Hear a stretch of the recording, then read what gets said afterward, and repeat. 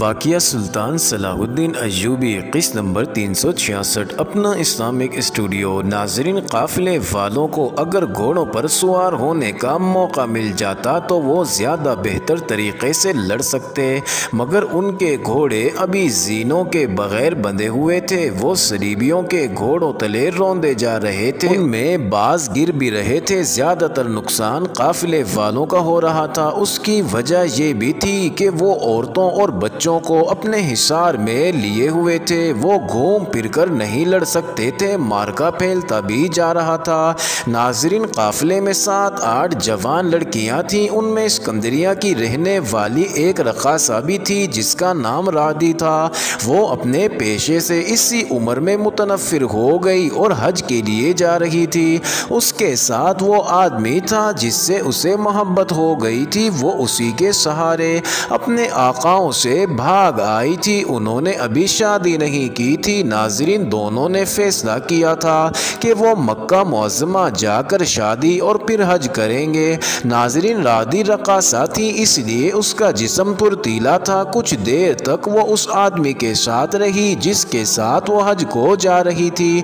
اس آدمی کے پاس تلوار نہیں تھی جو اس زمانے میں لوگ لباس کا حصہ سمجھ کر اپنے ساتھ رکھتے، اس کے بجائے اس کے پاس خنجر تھا۔ اس نے رادی کو اپنے ساتھ رکھا اور اس کا چہرہ اور سر اس طرح کپڑے میں لپیٹ دیا کہ پتہ نہ چلے کہ یہ لڑکی ہے۔ اس آدمی نے ایک ڈاکو کو جو گھوڑے پر سوار نہیں تھا پیچھے سے پیٹھ پر خنجر مارا۔ خنجر اتنا گہرا اترا کہ فوراً باہر نکل نہ سکا۔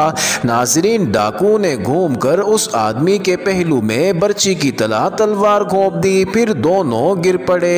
اس ڈاکو کی پیٹھ کے ساتھ تیروں سے بھری ہوئی ترکش بندھی ہوئی تھی اور اس کے کندھے اور گردن میں کمان بھی لٹک رہی تھی۔ ناظرین، رادی نے اس کی کمان اور ترکش اتار لی۔ یہ تینوں قیام گاہ کے کنارے پر تھے۔ قریب ہی کچھ سامان پڑا تھا جس میں خیمے بھی تھے۔ رادی سامان اور خیموں کے ڈھیر میں چھپ گئی۔ ناظرین، صلیبی ڈاکوؤں کے گھوڑے دوڑتے ہوئے اس کے سامنے سے گزرتے تھے۔ رادی کی کمان سے تیر نکلتا اور گھڑ سوار اوندھا ہو جاتا۔ اس طرح اس نے کچھ سواروں کو گرا لیا اور اس کے بعض تیر گھوڑوں کو لگے جو بے قابو ہو کر اور زیادہ تباہی مچانے لگے۔ رادی کو کوئی بھی نہ دیکھ سکا مگر اس نے ایک سوار پر تیر چلایا جو سوار کی بجائے گھوڑے کی گردن میں اتر گیا۔ گھوڑا بے قابو ہو کر گھوما اور دور کا چکر کاٹ کر سامان اور خیمے کے اسی ڈھیر پر آ گیا جس میں رادی چھپی ہوئی تھی۔ ناظرین، گھوڑا سامان کے ساتھ ٹکرایا اور ڈھیر پر گر پڑا۔ سوار دور جا پڑا۔ ڈھیر سے ایک چیخ سنائی دی۔ ناظرین، گھوڑا رادی کے اوپر گرا تھا لیکن وہ ابھی مرا نہیں تھا۔ اس کی گردن میں تیر اترا ہوا تھا۔ وہ فوراً اٹھا اور اندھا دھند بھاگ گیا۔ سوار اٹھا تو اسے لپٹے ہوئے خیموں میں ایک سر نظر آیا جو کسی عورت کا تھا۔ ناظرین، سوار نے خیمے ہٹا کر دیکھا، اسے ایک بڑی ہی خوبصورت لڑکی نظر آئی۔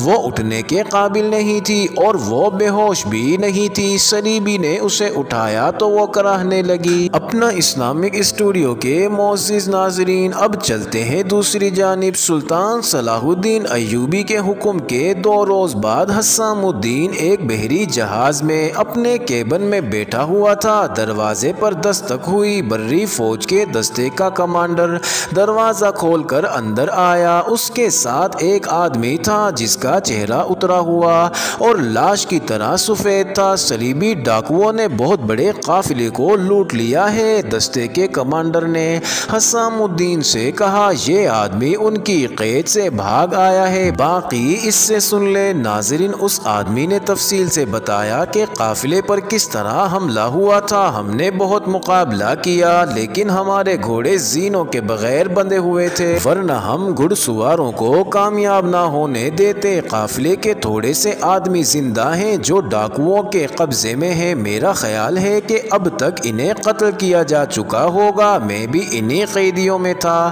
ہم تو مرد تھے۔ شرمناک صورت یہ پیدا ہو گئی ہے کہ 5 جوان لڑکیاں اور 10 کمسن لڑکیاں ان کے قبضے میں ہیں۔ قافلے میں بہت بڑا قیمتی سامان تھا، نقدی ہر ایک کے پاس تھی، 90 گھوڑے اور تقریباً 150 اونٹ ہیں وہ اب کہاں ہیں؟ وہاں ڈراؤنے ڈراؤنے سے سیدھے کھڑے ٹیلے ہیں، اس نے جواب دیا۔ ٹیلوں میں ڈاکوؤں نے کمروں جیسے غار بنا رکھے ہیں، ان کے پاس پانی کا ذخیرہ ہے، معلوم ہوتا ہے کہ یہ ان کا مستقل اڈا ہے۔ ویرانے میں ہوتے ہوئے یہ جگہ ویران نہیں لگتی۔ اس نے جو جگہ بتائی وہ سمندر سے 20 میل دور تھی۔ ناظرین، اس نے کہا کچھ ڈاکو بھی ہماری تلواروں اور برچیوں سے مرے ہیں، لیکن زیادہ نقصان ہمارا ہوا ہے۔ ہم جو زندہ رہ گئے ہیں انہیں وہ اپنے ساتھ لے آئے۔ شام تک وہ ہمارے تمام اونٹ، گھوڑے اور سارا سامان اٹھا کر اپنے ٹیلوں والے اڈے پر لے آئے۔ رات کو انہوں نے شراب پی اور ہمارا سامان کھول کھول کر دیکھنے لگے۔ ان کا ایک سردار بھی ہے، لڑکیاں اس کے حوالے کر دی گئی تھیں۔ میں نے پھر لڑکیوں کو نہیں دیکھا، وہ ہم سے سامان اٹھوا کر ایک وسیع غار میں رکھوا رہے تھے۔ بہت سی مشعلیں جل رہی تھیں، میرے زیادہ تر ساتھی زخمی تھے۔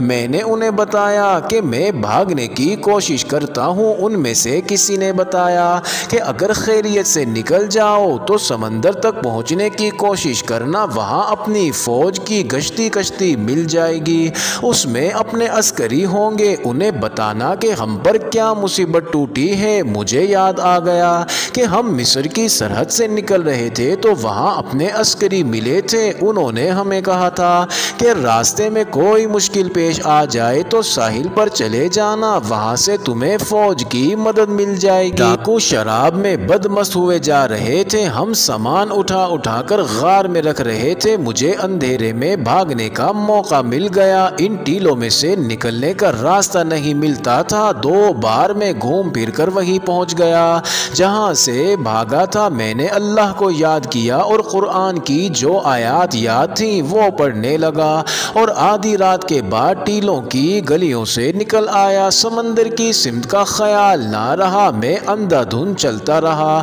اور صبح ہونے تک اتنی دور آ گیا جہاں ڈاکو دیکھ نہیں سکتے تھے۔ سارا دن اللہ کو یاد کرتا رہا۔ پانی کا یہ چھوٹا مشکیزہ ساتھ تھا، تھوڑی سی کھجوریں بھی تھی، انہوں نے مجھے زندہ رکھا۔ تھکن سے چلا نہ گیا تو دوپہر کے وقت ایک ریتلے ٹیلے کے دامن میں گر پڑا۔ ٹیلے کے سائے میں نیند آ گئی۔ سورج غروب ہوا تو آنکھ کھلی، ستارے روشن ہوئے تو سمت کا اندازہ ہوا۔ بہت دیر بعد ہوا میں سمندر کی بو محسوس ہونے لگی۔ میں ہوا کے مخالف چلتا آیا اور شاید سحر کا وقت تھا جب میں ساحل پر آ گیا اور جسم نے جواب دے دیا۔ میں گرا اور نہ جانے بے ہوش ہو گیا یا سو گیا۔ کسی نے مجھے جگایا۔ سورج بہت اوپر آ گیا تھا، مجھے جگانے والا کوئی عسکری تھا۔ ساحل کے ساتھ مجھے ایک کشتی نظر آئی، اس میں بھی عسکری تھے۔ وہ سب میرے پاس آئے، میں نے انہیں یہی قصہ سنایا جو آپ کو سنا رہا ہوں۔ انہوں نے مجھے کشتی میں بٹھا لیا، کھلایا پلایا اور مجھے یہاں لے آئے، یہاں ان کمانڈر کے حوالے کر دیا۔ یہ مجھے آپ کے پاس لے آئے، ہماری رہنمائی کے لیے تم ہمارے ساتھ چلو گے؟ حسام الدین نے کہا، لیکن تمہاری حالت ایسی بری ہے کہ فوراً ہمارے ساتھ نہیں چل سکو گے، تھکن نے تمہیں لاش بنا دیا ہے۔ میں فوراً آپ کے ساتھ چلنے کو تیار ہوں۔ اس آدمی نے کہا، میں آرام کس طرح کر سکتا ہوں جب مسلمان لڑکیاں ڈاکوؤں کے قبضے میں ہیں؟ اگر اس سفر میں مجھے تھکن سے مرنا ہے تو میں مرنے کے لیے تیار ہوں۔ مجھے قرآن کی آیات نے اس جہنم سے نکالا ہے، مجھ پر قرآن کا فرض عائد ہوتا ہے کہ ان معصوم بچیوں کو ظالموں کے چنگل سے چھڑاؤں۔ میں اس فرض پر جان دینا چاہتا ہوں۔ ڈاکوؤں کی تعداد کتنی ہے؟ 500 سے زیادہ ہوگی، اس نے جواب دیا۔ 500 آدمی کافی ہوں گے؟ حسام الدین نے بری دستے کے کمانڈر سے پوچھا۔ مجھے ساتھ ہونا چاہیے، کافی ہوں گے، کمانڈر نے جواب دیا۔ ان میں کم از کم 100 سوار اور باقی پیادہ ہوں گے۔ ہمیں چھاپا مارنا ہے، اس لیے ہدف تک خاموشی برقرار رکھنی ہوگی۔ گھوڑے جتنے زیادہ ہوں گے اتنا ہی شور کا خطرہ ہوگا۔ اس شخص سے اس جگہ کی مزید تفصیل پوچھ لیتے ہیں اور ابھی روانہ ہو جائیں گے۔ یہ چونکہ بھٹکتا اور گرتا پڑتا آیا ہے اس لیے اتنی دیر سے پہنچا ہے، میں نے سمت کا اندازہ کر لیا ہے۔ مجھے امید ہے کہ ہم شام کے چلے آدھی رات کے قریب ہدف پر پہنچ جائیں گے۔ چھوٹی منجنی کے ساتھ لے لینا۔ حسام الدین نے کہا ہانڈیاں آتش گیر سیال والی اور فلیتے والے تیر بھی ساتھ ہوں اور اسے شام تک مکمل آرام کرنے دو۔ سب کو بتا دینا کہ مقابلہ ڈاکوؤں سے نہیں، صلیب کے تجربہ کار فوجیوں کے ساتھ ہے۔ بری فوج کا کمانڈر اس آدمی کو اپنے ساتھ لے گیا۔ اپنا اسلامک اسٹوڈیو کے معزز ناظرین، صحرا کا وہ خطہ جہاں صلیبی ڈاکوؤں نے اپنا اڈا بنا رکھا تھا قلعے سے کم نہ تھا، بلکہ اس لحاظ سے قلعے سے زیادہ مضبوط اور ناقابل تسخیر تھا کہ وہاں ٹیلوں نے بھول بھلیوں جیسی گلیاں بنا رکھی تھی جو تھوڑے تھوڑے فاصلے پر مڑ جاتی یا شاخوں میں تقسیم ہو جاتی تھی۔ اس خطے کے درمیان ایک وسیع میدان تھا، اس کے ارد گرد ٹیلوں میں صلیبیوں نے اونچے اور لمبے چوڑے کمرے کھود رکھے تھے۔ اونٹوں اور گھوڑوں کے رہنے کی جگہ الگ تھی۔ ناظرین، حسام الدین کا بری فوج کا دستہ پوری خاموشی سے آدھی رات سے پہلے اس خطے کے قریب پہنچ چکا تھا۔ صلیبیوں نے پکڑے جانے کا خطرہ غالباً کبھی محسوس نہیں کیا، ورنہ وہ ادھر ادھر پہرے کا انتظام کرتے۔ حسام الدین نے گھوڑوں کو پیچھے رکھا تاکہ ان کے ہنہنانے کی آواز دشمن تک نہ پہنچے۔ دستے کا کمانڈر 4 سپاہیوں کو ساتھ لے کر ٹیلوں کی ایک گلی میں چلا گیا۔ گھومتا مڑتا بہت آگے گیا تو اسے گھوڑوں کی ہلکی ہلکی آوازیں سنائی دینے لگی۔ وہ گھوڑوں کی ان راتوں کی آوازوں سے واقف تھا۔ ایک جگہ وہ ایک بلند ٹیلے پر چڑھ گیا۔ ناظرین، وہ شب خون کا ماہر تھا اور اسے چھپے ہوئے ہدف پر پہنچنے کا تجربہ تھا۔ وہ ٹیلے کے اوپر گیا، اوپر چڑھائی تھی، وہاں سے اترنا پڑا، پھر ایک اور بلندی پر چڑھا۔ اسے آدمیوں کی آوازیں سنائی دینے لگی جو ہلڑ بازی کی طرح تھی، وہاں سے بھی اسے اترنا پڑا۔ وہ ایک گلی میں جا رہا تھا کہ قریب ہی اسے کسی کے بولنے کی آواز سنائی دی۔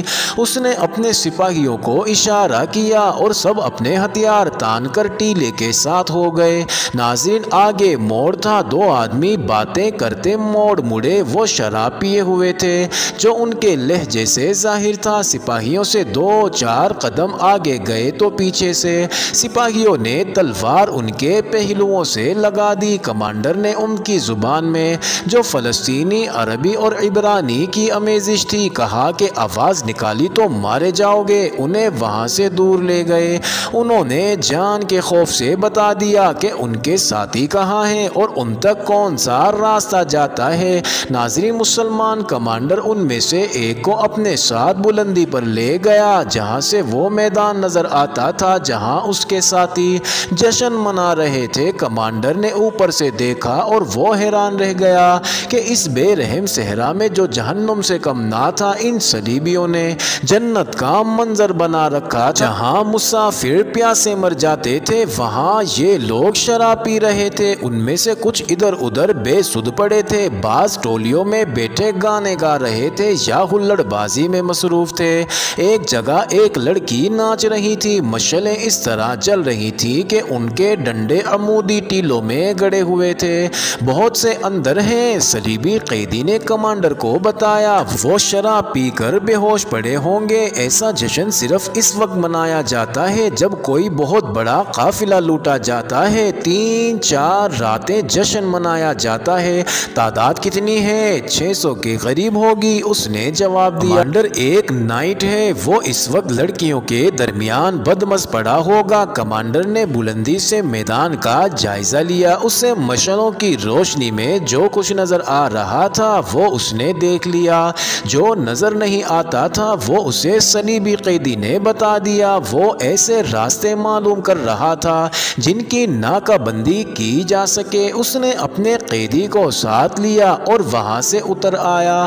دوسرے قیدی اور اپنے ساتھیوں کو بھی ساتھ لے کر وہ حسام الدین کے پاس گیا اور اسے بتایا کہ کس قسم کی کارروائی کرنی چاہیے۔ ناظرین، میدان میں مشعلوں کی روشنی میں ہلڑ بازی کرنے والے صلیبیوں کی تعداد کم ہو گئی تھی۔ اب ان میں سے چند ایک ہی جاگ رہے تھے۔ حسام الدین نے کہا کہ زیادہ سے زیادہ ڈاکوؤں کو زندہ باہر لانا۔ کمانڈر نے اس پر اعتراض کیا اور کہا، میں ان سے انتقام لینا چاہتا ہوں۔ میں ان کی لاشیں یہیں گلنے سڑنے کے لیے اور صحرائی لومڑیوں کے لیے پڑی رہنے رہنے دوں گا آپ انہیں زندہ قیدی بنا کر ان کے حکمران کے ساتھ کوئی سودا کرنا چاہتے ہیں؟ نہیں، حسام الدین نے کہا، مجھے بھی انتقام لینا ہے، مجھے اپنے ان مسلمان قیدیوں کے خون کا انتقام لینا ہے۔ معزز ناظرین، یہ انٹرسٹنگ ویڈیو جاری ہے، اگلی ویڈیو قسط نمبر 367 میں دیکھنا مت بھولیے گا۔